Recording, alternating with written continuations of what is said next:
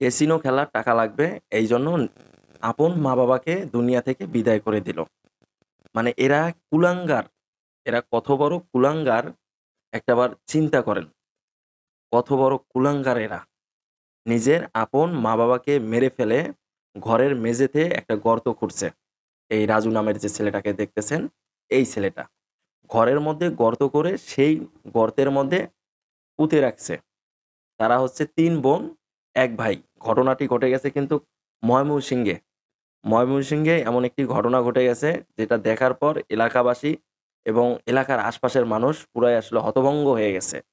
যে সামান্য ক্যাসিনো খেলার টাকার জন্য নিজের আপন মা-বাবাকে দুনিয়া থেকে বিদায় করে দিল। দেওয়ার পরে ঘরের মেঝেতে তাদেরকে পুঁতে রাখলো এবং তাদেরকে পুঁতে রেখে তার ৩ বোনকে সে ফোন দেয়। ফোন দিয়ে সে বলে যে, "মা-বাবাকে খুঁজে পাচ্ছি না।" তার মা-বাবাকে সে খুঁজে পাইতেছে না। তখন কিন্তু তার বোনেরা তার শ্বশুরবাড়ি থেকে তার বাড়িতে আসে। আসার পরে সবাই মিলে খোঁজাখুঁজি করে। কিন্তু সবাই মিলে খোঁজাখুঁজি করার পরেও কিন্তু তার মা-বাবাকে খুঁজে পায় না। এক পর্যায়ে ঘরের মধ্যে যখন খোঁজাখুঁজি করা শুরু করে দিল, তখন দেখতেছে ঘরের এক কোণায় নতুন করে কি বলে ওটাকে? ওই যে নতুন করে মানে নতুন মাটি এক কথায় বলতে গেলে। ঘরের মেঝেতে নতুন মাটি। কি ব্যাপার? এখানে নতুন মাটি কিভাবে আসলো? তখন তো বিষয়টা আসলে সন্দেহজনক লাগলো।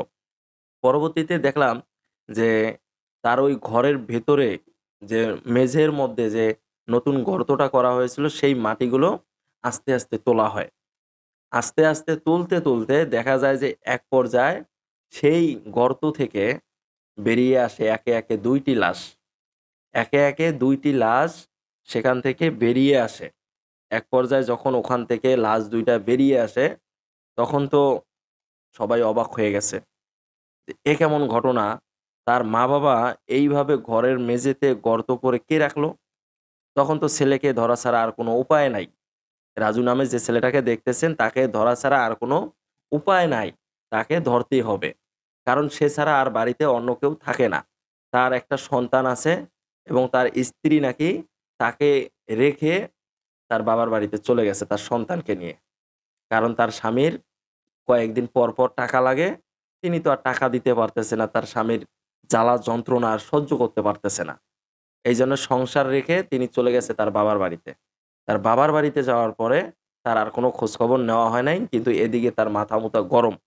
মাথা একেবারে গরম হয়ে গেছে তার। কারণ সে ক্যাসিনো খেলে তার টাকা লাগবে। ১ম এ তার মাকে মারল। মারার পরে তার মাকে একটা সাইড করে রাখছে। তারপরে কিন্তু তার বাড়িতে আসে তার বাবা। তার বাবাকে কুড়াল দিয়ে আঘাত করে এবং তার বাবাও মারা যায়। মারা যাওয়ার পরেই কিন্তু ঘরের মধ্যে একটা গর্ত করছে। সেই গর্তের মধ্যে তার ওই আপন মা-বাবাকে পুঁতে রাখলো এবং পুঁতে রাখার পরেই কিন্তু সে খোঁজাখুঁজি করছে। খোঁজাখুঁজি করার পর তার বোনদের খবর দেয়। তখন কিন্তু তার বোনেরা আসে। তারপরে তার মা-বাবাকে খোঁজাখুঁজি করে কিন্তু পায় না। কিন্তু এভাবেই কিন্তু আসলে মানুষ ধ্বংস হয়ে যায়। একটা সন্তান তার আপন মা-বাবাকে কেমনে পারে ভাই? মানে কেমনে পারে? তার আপন মা-বাবাকে দুনিয়া থেকে বিদায় করতে? এটা আসলে আমি বুঝি না ভাই। এরা আসলে কেমন সন্তান?